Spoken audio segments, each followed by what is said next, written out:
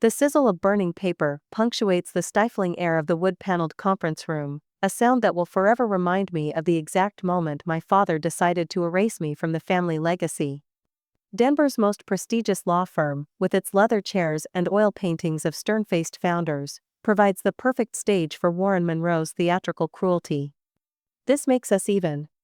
My father's voice carries that particular tone he reserves for me, cold with a hint of satisfaction, as if my existence is a minor accounting error he's finally correcting. You abandoned this family years ago.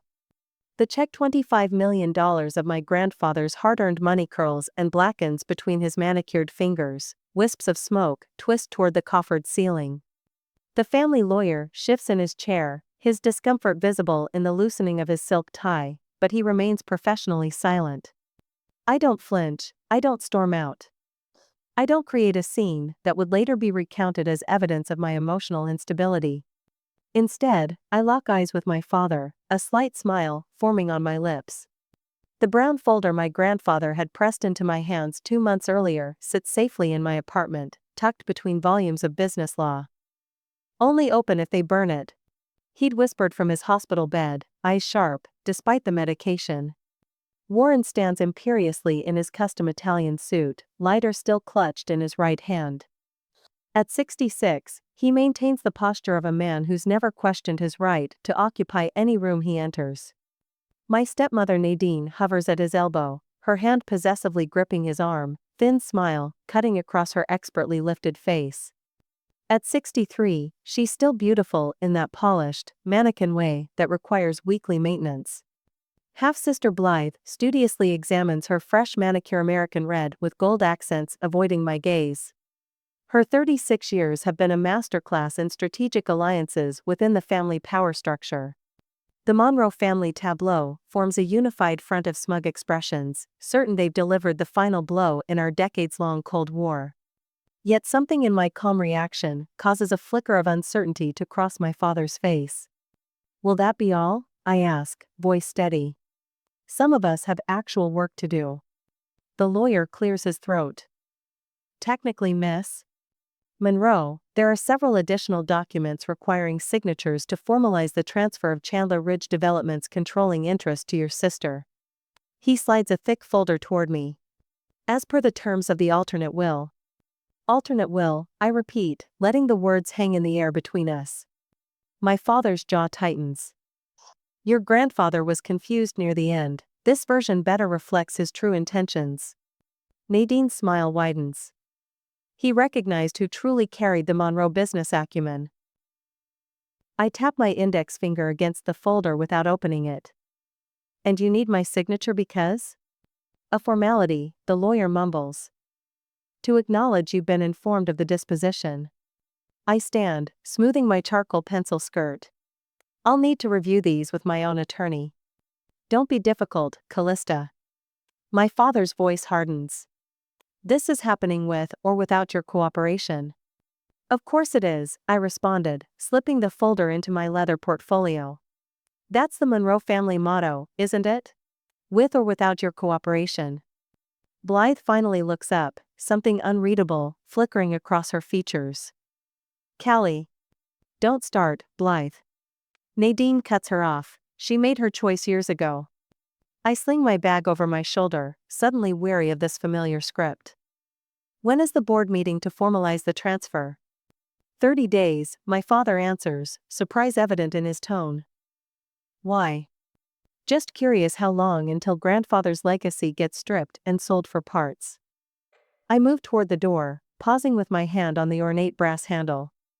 I assume that's still the plan?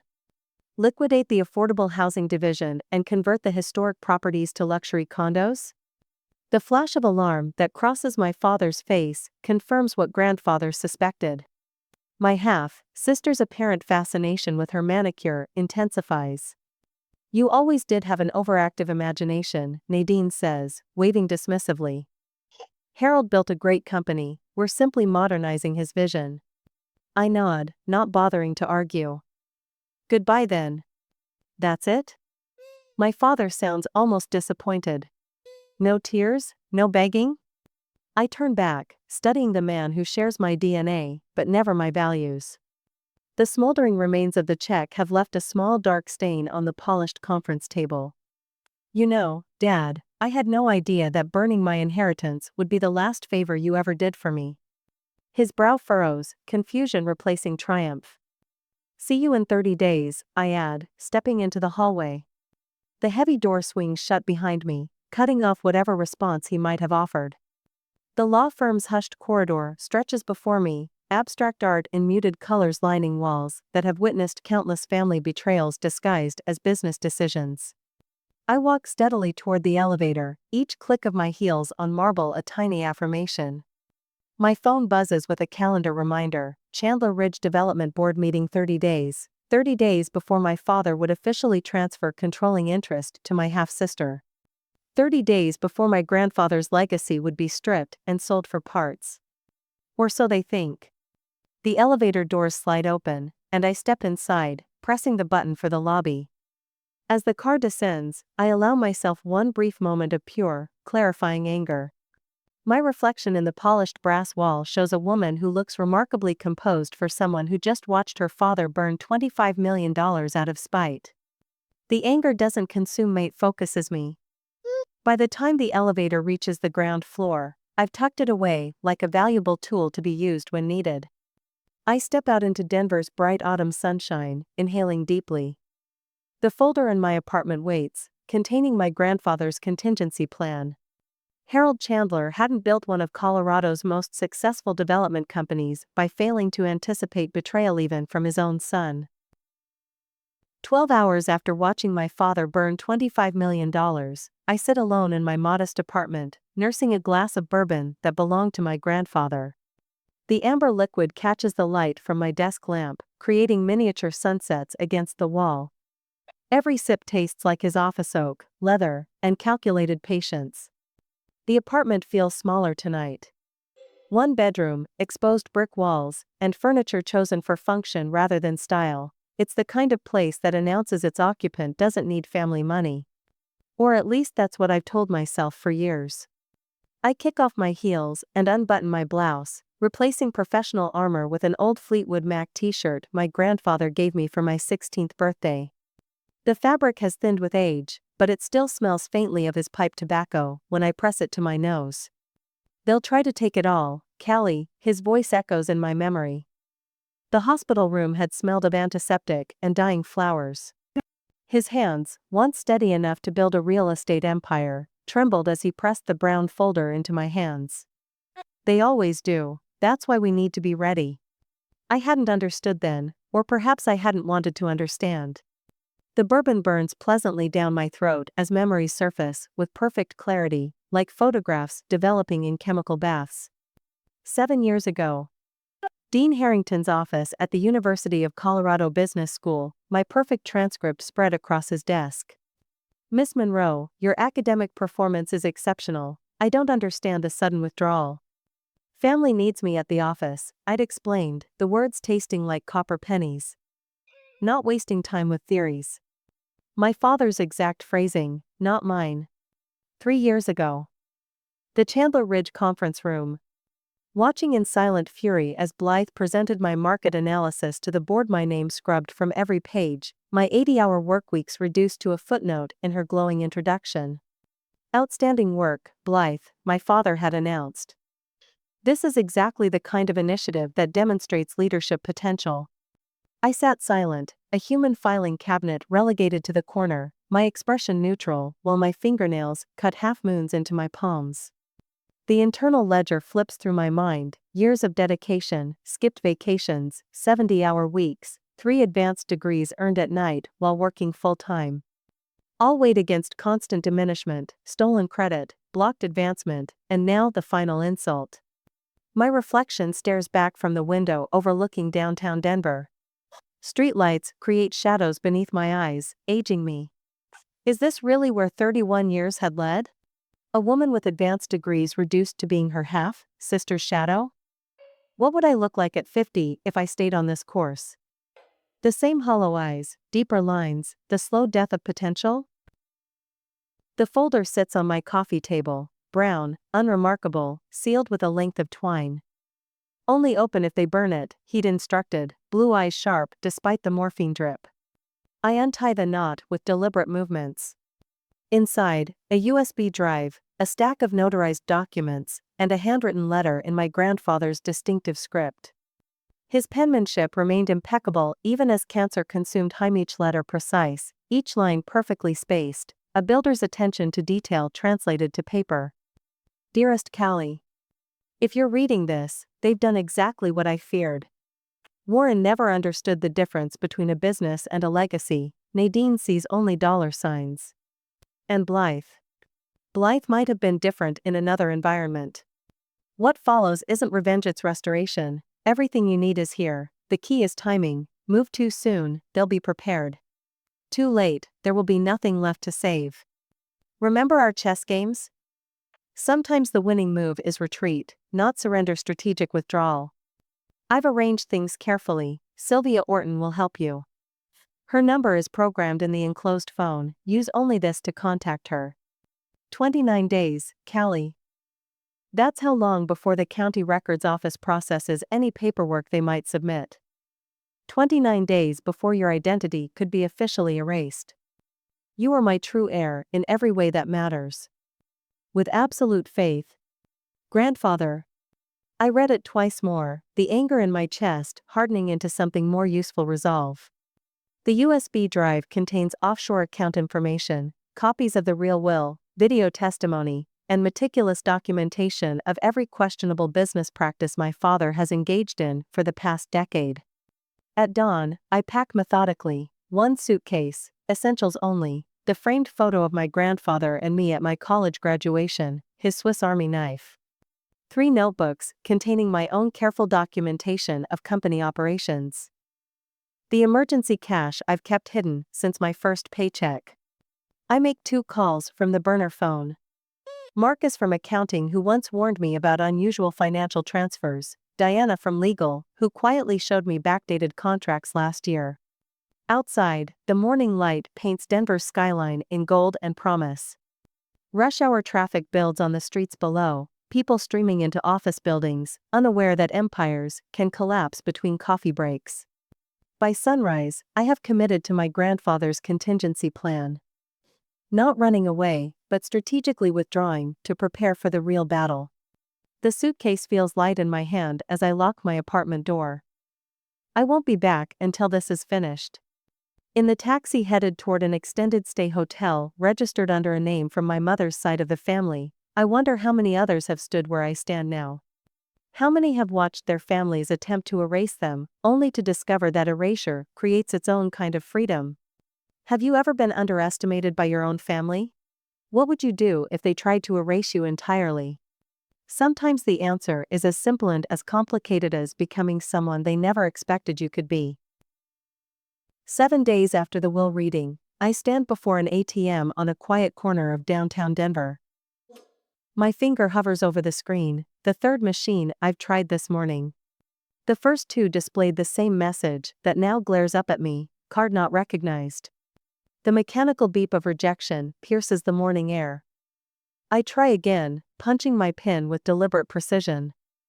The machine contemplates my request for several seconds before spitting out another denial. This time, the screen adds insult to injury. Account suspended pending investigation. I slide my card back into my wallet, maintaining a composed expression despite the nervous flutter in my chest. A businessman in a tailored suit waits impatiently behind me, checking his watch with exaggerated motions. I offer a tight smile as I step aside, walking briskly toward the bank's main entrance. The bank manager's office smells of lemon polish and artificial air freshener. Amanda Chen studies my driver's license with narrowed eyes, then glances at her computer screen. Her professional smile falters. I'm sorry, Miss Monroe, but according to our records. She pauses, fingers tapping against her keyboard. This is rather unusual. Your accounts appear to be frozen, pending a death certificate validation. Death certificate?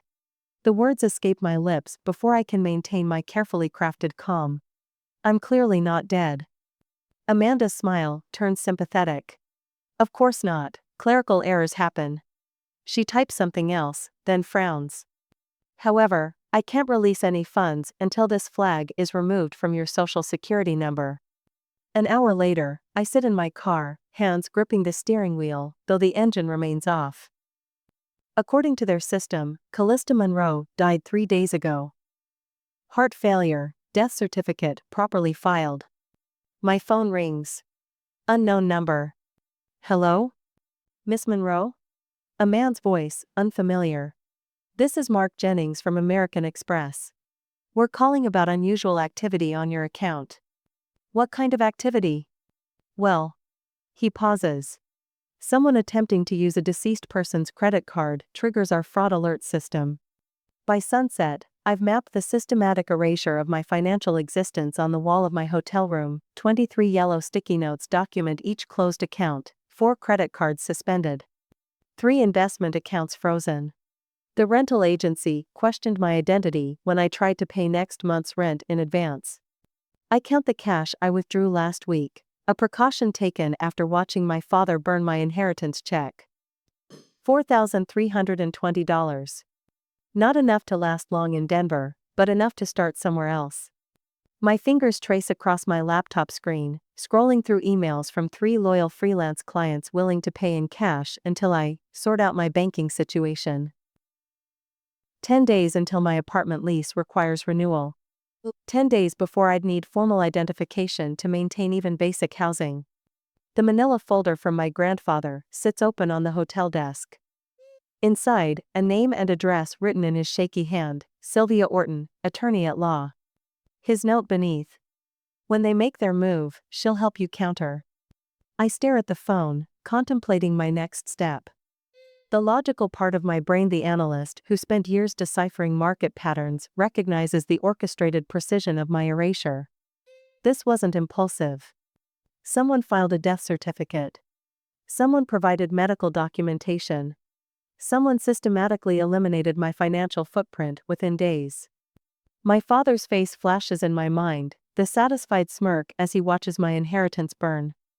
But this goes beyond spite. This is methodical. This is preparation for something bigger. I dial the number for Sylvia Orton's office for the meeting. The next day, the law office occupies the 2nd floor of a red brick building in lower downtown. No marble floors or oil paintings here. Just practical furniture and walls lined with sagging bookshelves. Sylvia herself matches her surroundings: practical, weathered, substantial. At 58, her salt and pepper hair is cut in a no-nonsense bob, and her piercing blue eyes evaluate me over reading glasses perched on her nose. Your grandfather said you'd come, she says, not bothering with pleasantries. He paid my retainer 2 years ago. I settle into the chair across from her cluttered desk.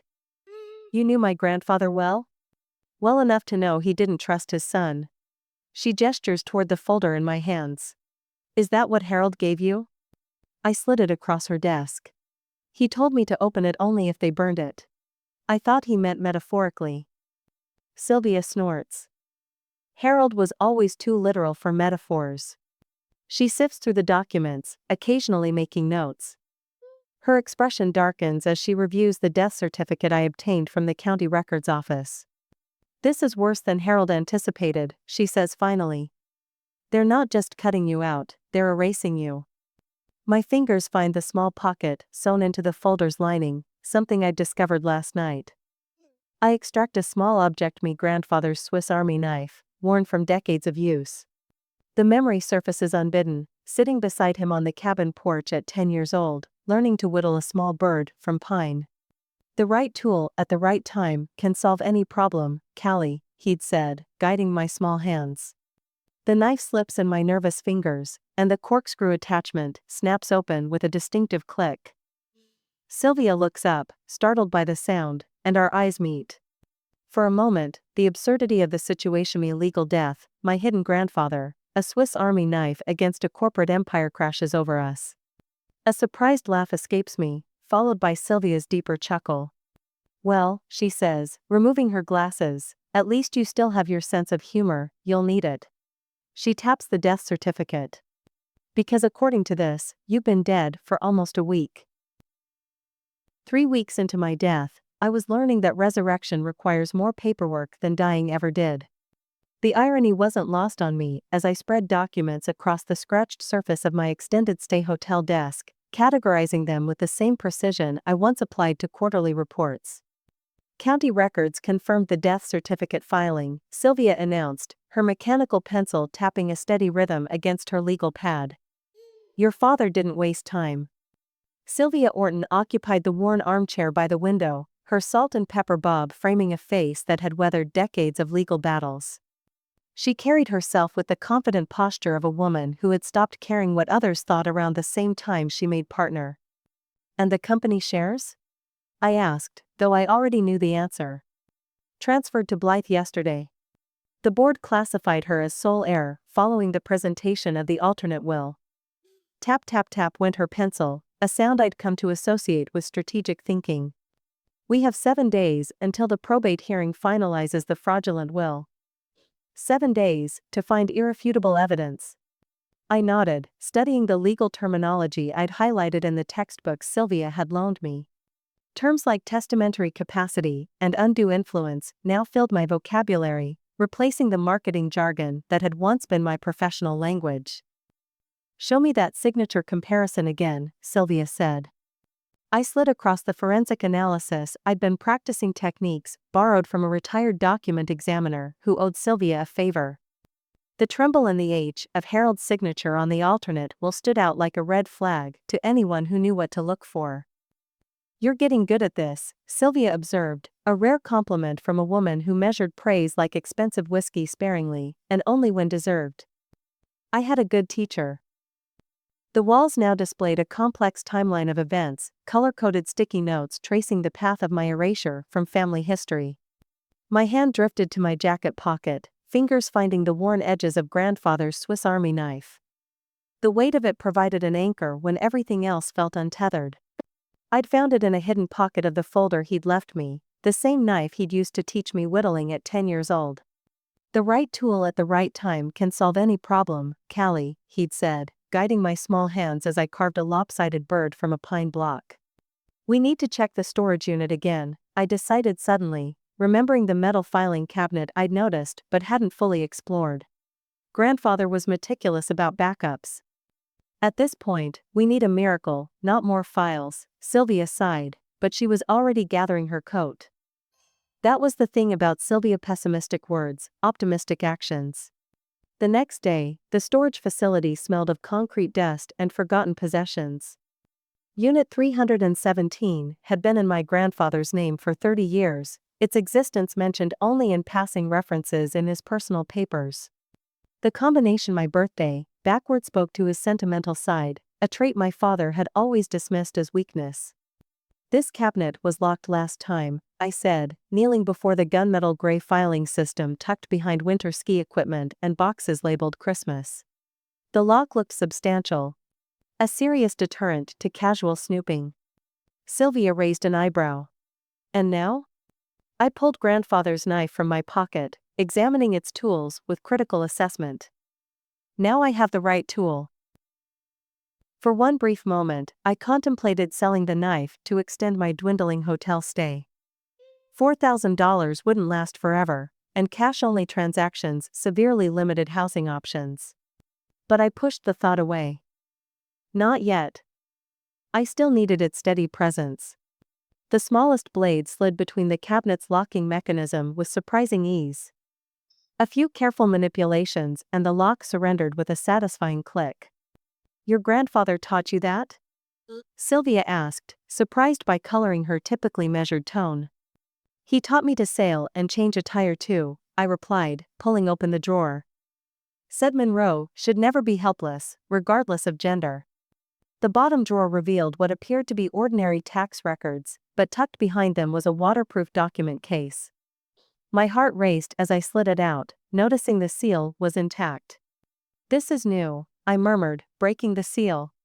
Inside lay exactly what we needed: notarized copies of the real will, dated 2 months before his death. But what caught my breath was the USB drive labeled Final Testimony and a notary's certification of video recording. Sylvia, I whispered, holding up the drive. He knew. He knew they'd try to replace his will. She took it with reverent care. Harold was always 3 steps ahead. Let's see what's on it. We huddled around my laptop in the dusty storage unit, watching as my grandfather's face filled the screen. Despite the obvious fatigue of late-stage illness, his eyes remained sharp, his voice steady as he detailed his testamentary wishes and explicitly named me as his primary heir and successor at Chandler Ridge. "I make this recording sound of mind and body," he stated clearly, the camera panning to show the notary and witnesses present, "to ensure my true intentions survive any attempts to alter them after my passing." My fingers flew across my phone's keyboard, composing an email to Sylvia's secure server. Found it, evidence secured. If you've ever had to prove you're not dead to a system designed to ignore you, you know exactly how those 3 words felt typing them. Not just communication resurrection. My phone buzzed almost immediately with a notification sending electricity through my veins. Emergency probate court hearing, estate of Harold A. Chandler, 9 a.m. Monday. Sylvia looked up from her own phone, a rare smile transforming her serious face. Judge Harmon Fast tracked our petition. Monday morning, 9 sharp. That's 5 days to prepare, she finished, already packing up the evidence with the careful precision of someone who knows exactly how fragile victory can be. Better start rehearsing your testimony, Calista. You're about to come back from the dead. I closed my grandfather's knife, returning it to my pocket as a warm certainty settled in my chest. The right tool at the right time indeed. Next week, Sylvia and I stood outside probate courtroom 4, armed with truth and paperwork. The courthouse corridor stretched before us, all polished marble and echoing footsteps, the kind of place designed to make ordinary people feel small. "Remember, the judge will interrupt you." Sylvia adjusted her burgundy blazer, its shoulder pads a throwback to her early career days. "Let her answer directly, then continue only when she signals. No emotion unless I tap my pen twice." I nodded, smoothing my charcoal pencil skirt for the 3rd time in as many minutes. "I've rehearsed this testimony in my sleep." "Good." Sylvia's steely gray eyes assessed me. "Because your father's attorneys haven't slept at all this week. They've been building a wall of procedural objections taller than the Continental Divide." Sylvia Orton radiated the confidence of a woman who'd spent decades fighting wealthy men who believed rules were for other people. Her office might be cluttered with case files and coffee mugs, but her mind organized facts with surgical precision. "What if they argue I have no standing since I'm legally deceased?" I asked, voicing the fear that had kept me awake at 3 a.m. "They will." Sylvia opened her briefcase, a weathered leather relic from her first big win 30 years ago. The distinctive click of its brass locks echoed in the hallway. My clients called at the sound of justice loading its ammunition. The past 3 weeks had transformed my hotel room into a war room. Yellow legal pads covered the bed, color-coded tabs marked key evidence in stacks of documents, and practice sessions ran past midnight. I'd memorized precedent cases and learned to modulate my voice for maximum credibility. Yesterday, we went shopping. Not for comfort, but for a more navy suit with subtle pinstripes, cream blouse with a hint of lace at the collar, and low heels I could stand in for hours without shifting my weight. And now in the courthouse, my fingers found my grandfather's Swiss Army knife in my pocket, its worn wooden handle smooth against my skin. Sylvia noticed the movement. "Keep that in your pocket," she said, voice softening momentarily. "Not as a weapon, but as a reminder that your grandfather gave you the tools you need." Before I could respond, a familiar voice froze my blood. "Miss Monroe." James Whitaker, my family's attorney for 20 years, stood 10 feet away. His silver hair caught the fluorescent light, his tailored suit as impeccable as always. But something was different, the confident swagger replaced by a slight stoop of the shoulders. "Mr. Whitaker." I kept my voice neutral, watching Sylvia shift subtly into a protective stance beside me. He glanced at the courtroom door, then back to me. "A word?" Sylvia gave an almost imperceptible nod. We stepped toward a recessed window alcove. Whitaker lowered his voice.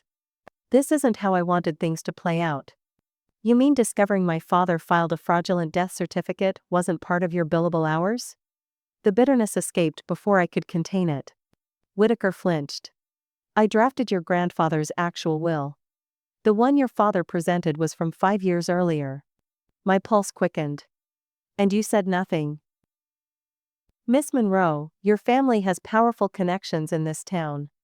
He straightened his tie, a nervous habit I remembered from childhood visits to his office. But Judge Harmon. She knew your grandfather well. Are you offering testimony, Mr. Whitaker? Sylvia's voice was razor sharp. I'm offering context. His eyes met mine. Harold Chandler was not a man to leave things to chance, the judge knows that. He walked away, shoulders tense beneath expensive wool. Did he just help us? I whispered. Maybe. Sylvia's expression remained guarded. Or covering himself when he smells which way the wind is blowing. Getting a court order to verify my existence was just step one. Proving deliberate fraud would require a paper trail directly to my father's office. My heart raced at the implications of what Whitaker had just revealed.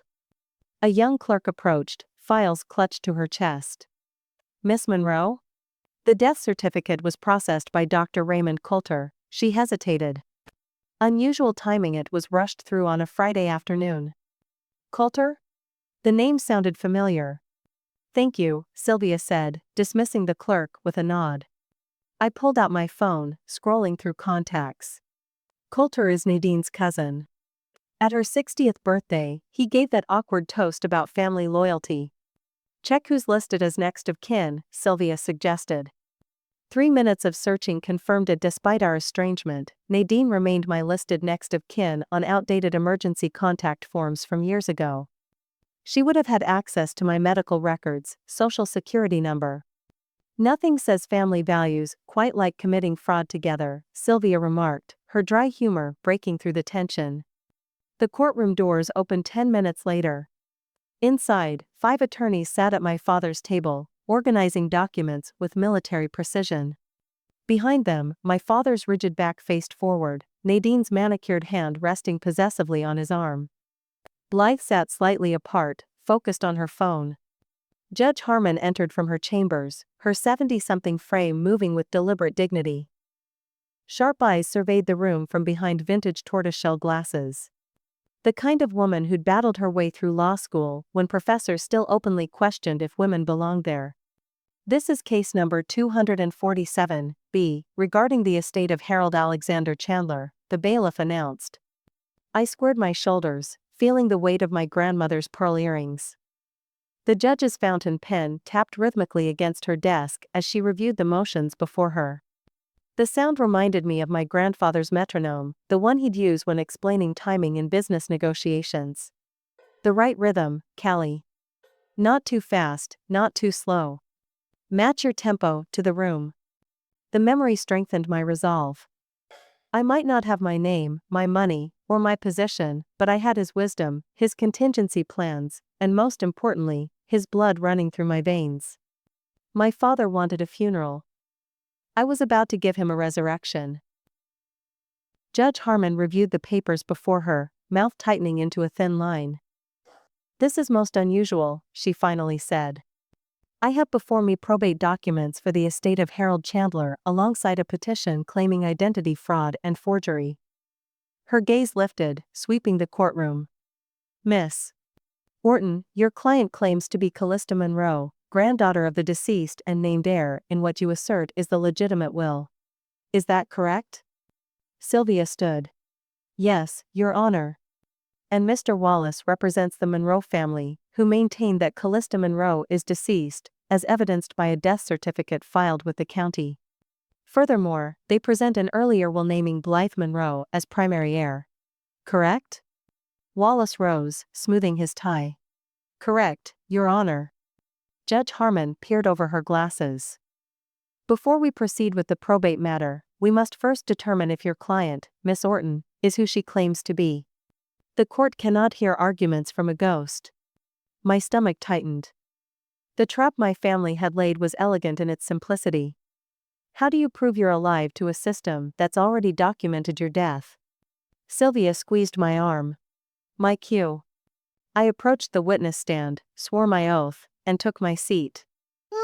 The wood creaked beneath me, a living person's weight on a chair meant for truth. Please state your name for the record, Judge Harmon instructed. Calista Elizabeth Monroe. And your relationship to Harold Chandler? I am Wash's granddaughter. His daughter Elizabeth's child. The judge studied me. Miss Monroe, can you explain why the court has received a death certificate with your name on it? I inhaled slowly, feeling the courtroom shrink around me. Your Honor, approximately 6 weeks ago, my father, Warren Monroe, gathered the family for what he called a will reading. During that meeting, he burned a check for $25 million me inheritance from my grandfather and told me, "This makes us even. You abandoned this family years ago." Wallace shot to his feet. Objection, this person has not even proven her identity. Overruled, Judge Harmon snapped. I'll decide what's relevant to establishing identity. Continue, Miss Monroe. I opened my mouth to describe what happened next: the family lawyer's discomfort, my discovery of the falsified death certificate, the systematic closing of my accounts, but nothing came out. My voice vanished. My throat closed. The courtroom tilted slightly. Across the aisle, my father leaned forward, triumph flashing in his eyes. Nadine's ruby-painted lips curved upward. For the first time since this began, doubt crashed through me like a wave. For 17 excruciating seconds, I stood frozen. My grandfather's faith in me suddenly seemed misplaced. Perhaps I wasn't strong enough for this fight. Perhaps some part of me was dead after all, the part that believed justice was possible. The judge's fountain pen stopped tapping. Miss Monroe? My hand found my pocket, fingers closing around the worn wooden handle of grandfather's Swiss Army knife. I traced the small nick on the side where he'd taught me to whittle at 10. The memory of his voice filled my head. Steady hands, Callie. Don't rush, the wood knows what it wants to be. I straightened my shoulders. Drew a deep breath. Your Honor, I brought video testimony from my grandfather, recorded 3 weeks before his death. The judge's eyebrows lifted slightly. Video testimony? Yes, Your Honor. On this USB drive is a recording of Harold Chandler explaining his true wishes for his estate and expressing concern that his son might attempt to divert his inheritance away from me. The family side erupted in whispered conferences. My father's face darkened to a dangerous shade of red. Blythe stared at the floor, knuckling white against the courtroom bench. Judge Harmon held out her hand. Bailiff, please set up the court's computer for video playback. The court will review this evidence. Wallace surged to his feet. Your Honor, we've had no opportunity to authenticate this alleged recording. For all we know, it could be doctored, or... Mr. Wallace, Judge Harmon interrupted, her voice sharp as winter wind. I knew Harold Chandler for 40 years.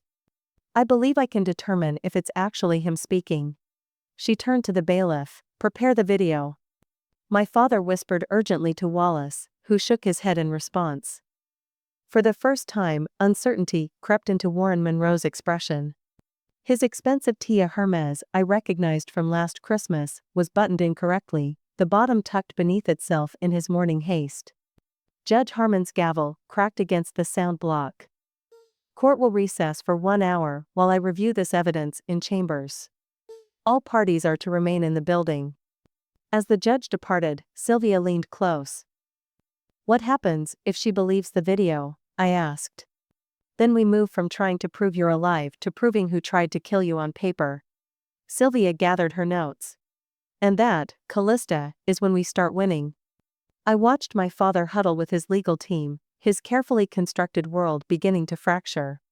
The grandfather clock in the hallway chimed noon, its deep resonance filtering through the courtroom doors, the same sound that had accompanied every major Chandler family decision for 40 years. Only this time, it tolled for Warren Monroe. 24 hours after Judge Harmon's ruling recognizing me as very much alive and the rightful heir, I stand outside the glass doors of Chandler Ridge Development's headquarters.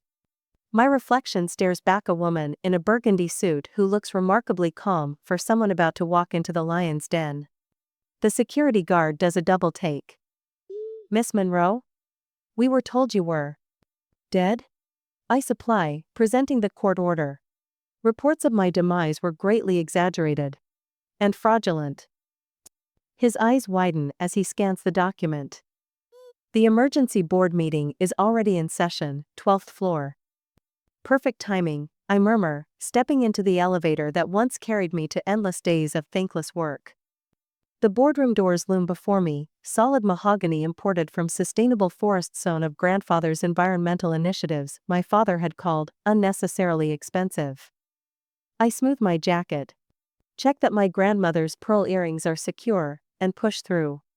The boardroom's grandfather clock installed by Harold himself 40 years ago chimes noon precisely as I enter. 12 resonant strikes that halt all conversation. 12 notes that punctuate my resurrection. Good afternoon, I say into the silence. I believe you're discussing my company. Father rises from the head of the table, face draining of color. This meeting is private. Warren, Sylvia interrupts, stepping in behind me with her briefcase. You received the court notification, Judge Harmon was quite clear. The room freezes in a tableau of shock. My father, standing rigid at the head of the table. Nadine, hand frozen mid-gesture, her perfectly maintained face cracking with barely concealed fury. Blythe, mouth slightly open, manicured nails digging into the leather portfolio before her. 7 board members, expressions ranging from confusion to dawning comprehension. For those who haven't been informed, I say, moving to the vacant seat at the opposite end of the table. Judge Harmon has reversed the fraudulent death certificate filed under my name and recognized me as the rightful heir under my grandfather's authentic will. Sylvia places copies of the court order before each person. The rustling of papers fills the space where arguments should be. This is preposterous, Nadine finally snaps. We buried you. You buried an empty casket, I corrected her. Rather elaborate performance art, wouldn't you say? One of the older board members, Thomas Reeves, clears his throat. Warren, is this true? You falsified a death certificate for your own daughter? My father recovers quickly. Of course not. There's been a misunderstanding. Calista disappeared for weeks, we were concerned. Save it for the criminal investigation, Sylvia interjects, placing another document on the table. The judge has already forwarded the evidence to the district attorney. But today, we're here to address the corporate governance issues. I watch my father's face as realization dawns. Not just that he's been caught, but that his careful plan is unraveling strand by strand. The bylaws are clear, I continue, opening my portfolio.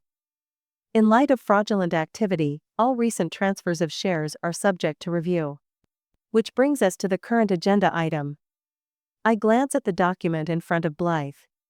The proposed sale of the affordable housing division, I believe? Blythe's eyes flick to her father, then back to me. For an instant, I glimpse something unexpected relief. The grandfather clock ticks steadily in the background as the board secretary, Miss Porter, speaks up. Miss Monroe is correct. Under agenda item 3, Miss Blythe Monroe was proposing the immediate sale of both the Affordable Housing Division and the Historic Properties portfolio to Apex Development Corporation. For substantially below market value, I add, sliding forward the analysis I'd prepared. Approximately 62% of fair market value, according to these calculations. Thomas Reeves studies the numbers, frown deepening. Warren, you approve this? The market is uncertain, my father replies stiffly. Diversification is prudent. Interesting definition of diversification, I counter. Especially since Apex Development is majority, owned by a shell company registered to. I pause, letting the moment stretch, Nadine's brother, Calvin Pierce. The board erupts in murmurs. Thomas Reeves' face darkens with anger. This is precisely what Harold feared, he says, shaking his head. This is why he structured the will as he did. 2 hours stretched like taffetance, occasionally sticky, sometimes pulled to breaking point. 2 hours until the voting shares would be officially transferred back to my name. 2 hours of maintaining composure while my family's world collapses. During a brief recess, my father corners me by the window overlooking the Denver skyline. You could have just asked to return, he says, voice low. This spectacle was unnecessary. I study his face. The face I once searched for approval in every achievement.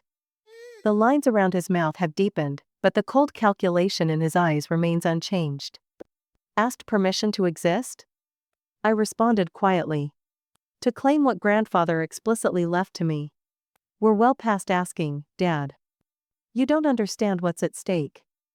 The company needs modernizing. Modernizing doesn't mean dismantling. It doesn't mean selling off divisions that house hundreds of families to your wife's brother at a discount. His eyes narrow. You always were too much like him, sentimental about business. No, I corrected him. I simply understand the difference between long-term vision and a quick profit. Grandfather built this company to last generations. The clock chimes the half hour, calling us back to the table. As we retake our seats, the board secretary slides a folder toward me. Miss Monroe, we've confirmed the authenticity of your grandfather's video testimony and the supporting documentation.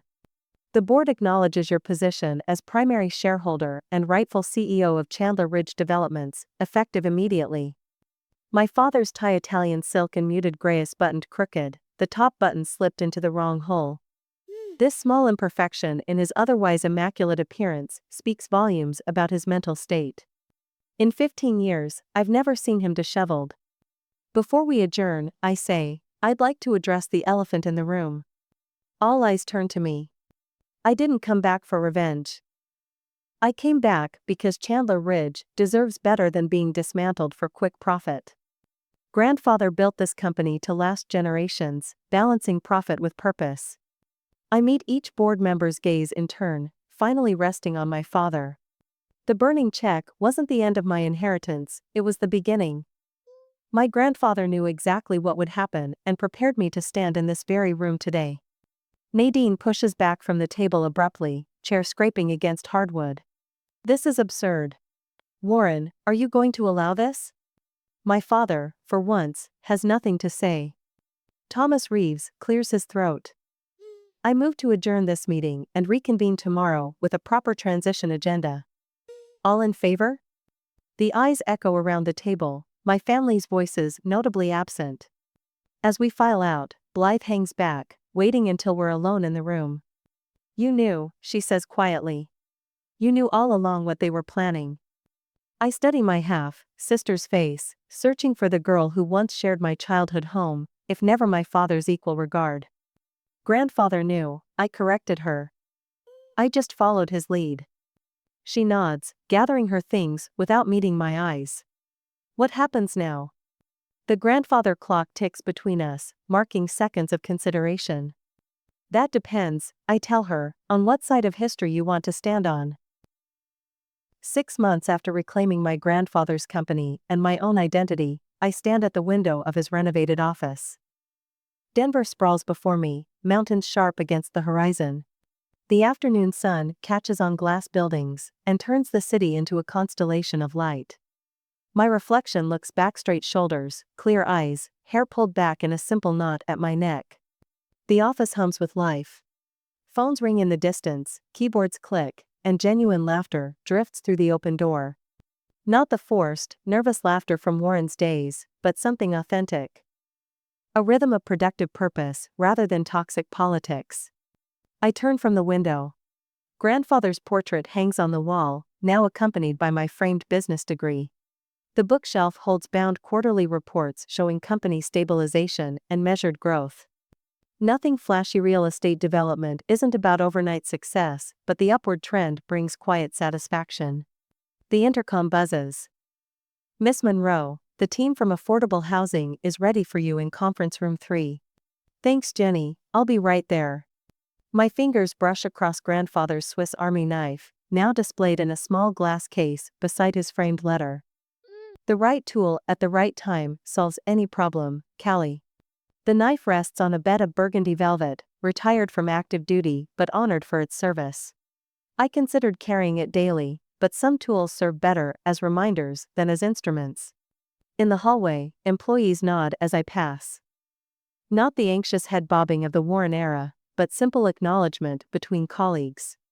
Some still watch warily. Trust takes longer to build than authority, but the atmosphere has shifted. Even the physical space reflects the change, walls in warm tones rather than sterile white, community spaces where people actually gather, local art showcasing Denver neighborhoods we've helped develop. Marcus Jenkins falls into step beside me, tablet in hand. Preliminary numbers from the Riverside project. We're running 5% under budget. Without cutting corners on materials? Without cutting anything that matters. His smile carries none of the obsequious edge common under Warren's leadership. The contractors appreciate working with people who understand the value of doing things right the first time. Grandfather's principle number 1. I take the tablet, scanning the figures. Did you share this with Thomas? Just came from his office. He says it's proof the old man knew what he was doing all along. Thomas Reeves, board member, grandfather's oldest friend, and my secret ally during the company recovery, had been vindicated alongside me. The board now splits evenly between Harold's old guard and younger members I've brought in. Balance rather than domination. The affordable housing team rises when I enter the conference room. 6 people representing the division Warren and Nadine had planned to liquidate for quick profit. Please, sit. I take a chair halfway down the table rather than at the head. Let's see where we stand with the Lincoln Street renovation. For 40 minutes, we discuss cost projections, permit issues, and community feedback. I ask questions rather than issue proclamations. People speak freely, disagree respectfully. The project manager, Angela Walsh, presents 3 options for handling an unexpected structural issue. What's your recommendation? I ask her. Option 2 offers the best balance between cost and longevity. We'd need to postpone the facade work by 3 weeks, but the building's integrity would be better served. Make it happen. The woman blinks, clearly still accustomed to layers of approval and second guessing. Just like that? Just like that. I closed my portfolio. You've done the analysis. I trust your judgment. The meeting concludes with clear next steps. As people file out, Angela hangs back. Miss Monroe. Calista, please. Calista. She fidgets with her pen. I just wanted to say. Some of us thought when you took over, the affordable division would still be on the chopping block. Different executioner, same result. I study her face, mid-50s, competent, eyes that have seen corporate promises broken repeatedly. My grandfather built this company to last for generations, I told her. Not to maximize quarterly profits. The affordable division was his favorite project. I know. He used to visit the sites unannounced. Bring coffee for the crews. This small detail about Haroldone I hadn't known warms me unexpectedly. I'm not my father, Angela. We've noticed. She gives a small nod and follows her team. Back in my office, I check my calendar. The next board meeting approaches, where we'll formally establish the Harold Chandler Foundation for Business Ethics. 30 days to finalize what I've learned, that silence isn't always surrender, sometimes it's strategic preparation. My phone chimes with an email notification. From Blythe. My finger hovers over the screen. Since the court ruling, my half-sister has maintained distance, neither defending our father's actions nor reaching out to me. Until now. Subject line, coffee? The message is brief, I didn't know what they were planning. When you're ready to talk, I'll be here. The woman who greets me in the mirror each morning now looks forward rather than over her shoulder. Still cautious, perhaps, but no longer afraid. I've learned that revenge wasn't winning over them. It was fulfilling my grandfather's faith in me. My father and stepmother had become characters in a story I'd survived rather than forces actively controlling my life. Their company shares remain intact, but diluted through new investor partnerships. They rarely attend board meetings, sending lawyers instead. When we pass in public, we exchange the barest civility. It's enough. But Blythe is more complicated. I type my response. Coffee next week. Neutral ground. The place on Pearl Street with the chess tables. Sometimes justice isn't about punishing everyone involved, it's about rebuilding what was broken and offering a path forward for those willing to walk it honestly. The afternoon sun shifts, casting long shadows across Denver. From this height, I can see the outline of my first major project taking shape across Tonafordable senior housing with a community garden. Phase 1 of many. I tuck my phone away and return to the blueprint spread across my desk. There's still so much to build.